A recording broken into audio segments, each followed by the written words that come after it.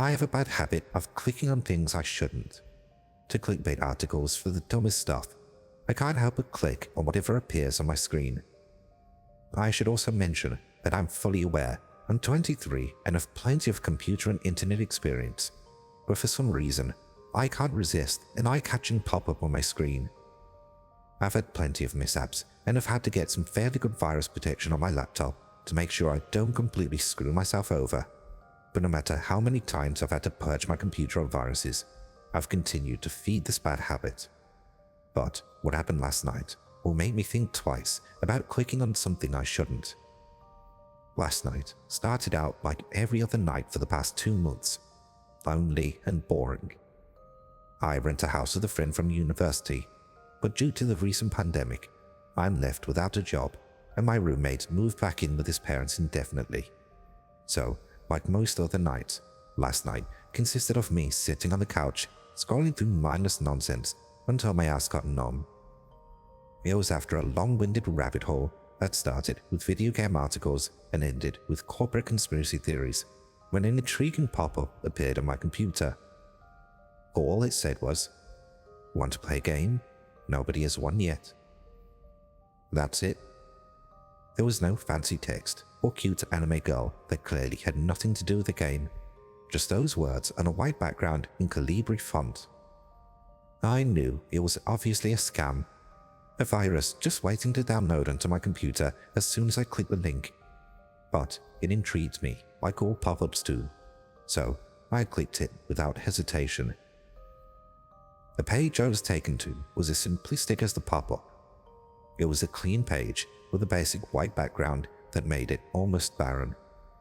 There were no links on the side or ads blown up in my face. I couldn't scroll up or down, and there was no hidden text to highlight.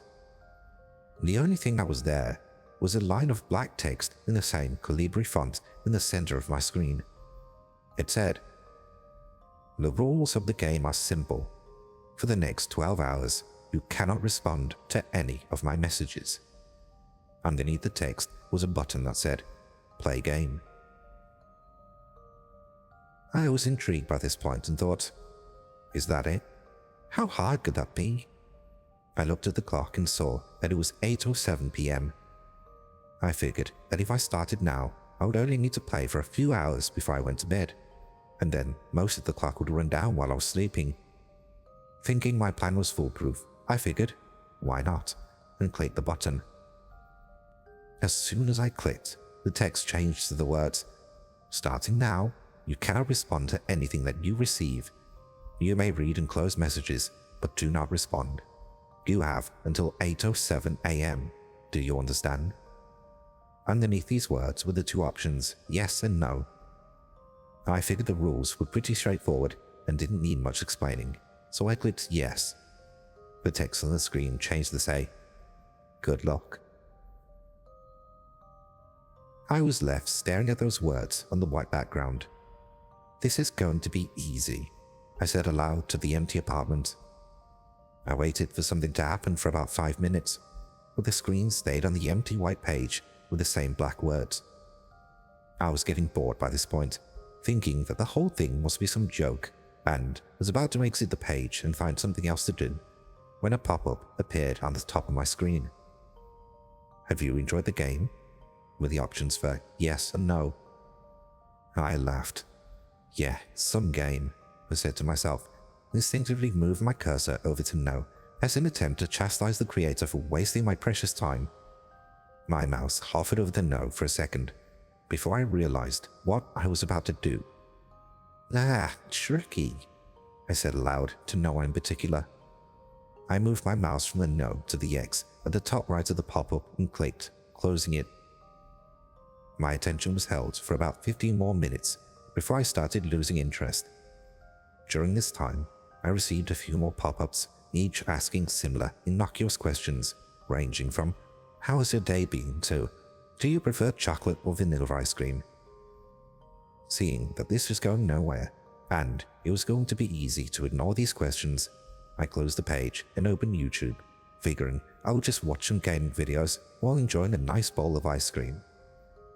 After about an hour, I hadn't received any more pop-ups and had forgotten about the game.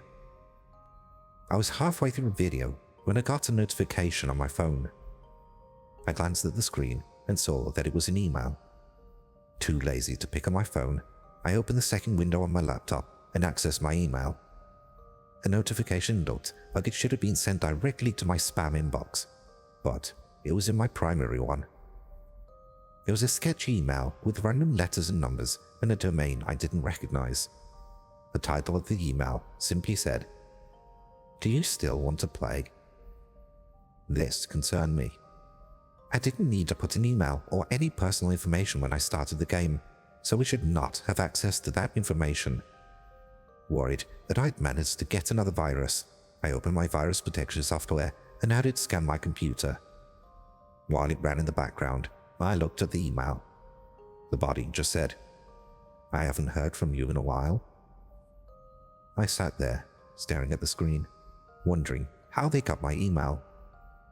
After a few minutes, I noticed that my computer scan was finished. Nothing. 0 bugs, 0 viruses, all clean. I decided to ignore it. Not long after, I started receiving more emails. At first, they were harmless questions. "What are you doing right now? Why won't you talk to me? Would you consider leaving a review for my little game?" And more like these. After a while, however, they started getting more concerning. I was getting questions about other accounts I had online. "Did you ever get The Binding of Isaac for Switch?" This guy found my Reddit page. I had asked about the game over 3 years ago. I scanned my computer again. Clean. "Did you manage to change your tire?" My search history.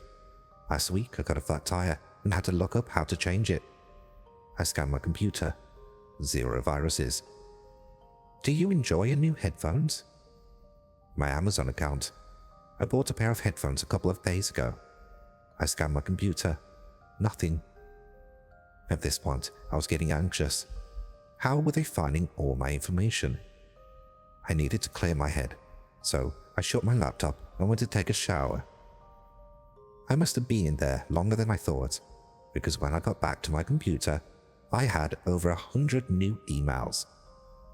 I skimmed through the titles of the various emails and wanted to throw up. Facebook, Twitter, Instagram, Pinterest. He had access to all my social media accounts. In some of the emails, he'd attached pictures taken straight from my Instagram and Facebook pages. In each one, he asked specific questions about my personal life.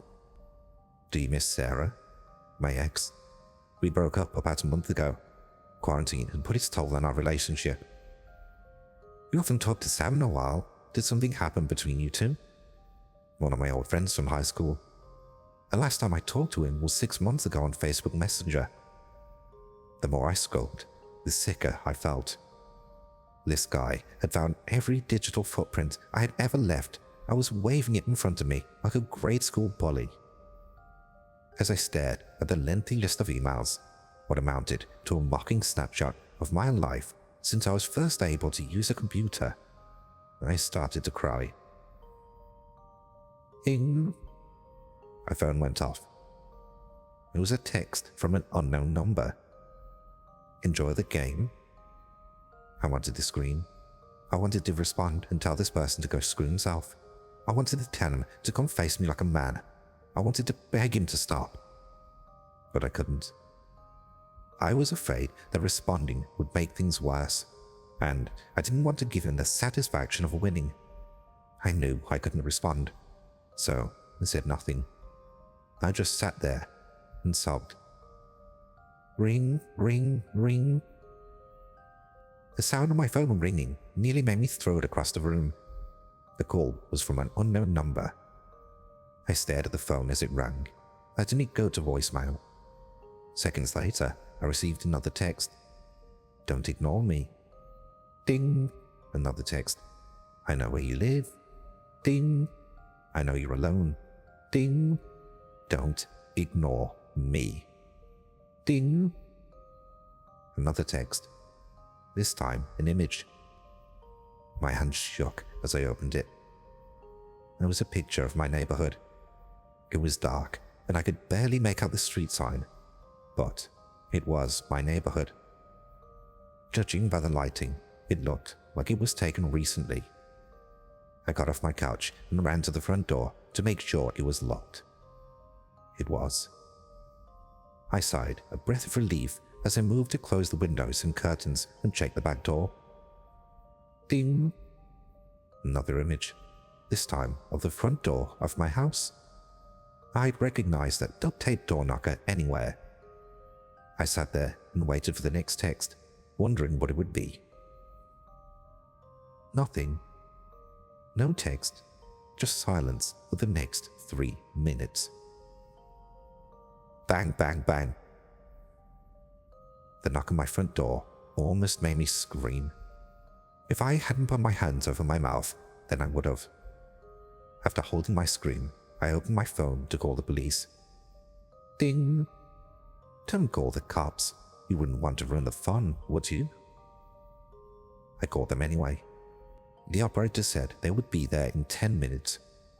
I waited while the knocking continued for another 8. I waited for another 10 after the cops were supposed to arrive and the knocking had stopped. I waited in silence until I was confident enough to move. After what felt like an hour, I slowly started making my way to the front door. Looking through the peephole, I sighed a sigh of relief as I looked at my empty front porch. It seemed like the person had gone. I'd had enough by this point. The doors and windows were locked, so I felt safe enough to go to sleep. I was tired and just wanted to sleep through the rest of this hellish game.